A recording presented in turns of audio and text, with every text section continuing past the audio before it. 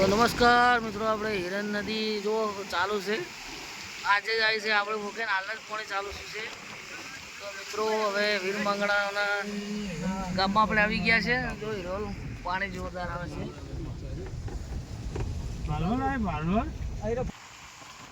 સુંદર મજાનો નારિયેળી.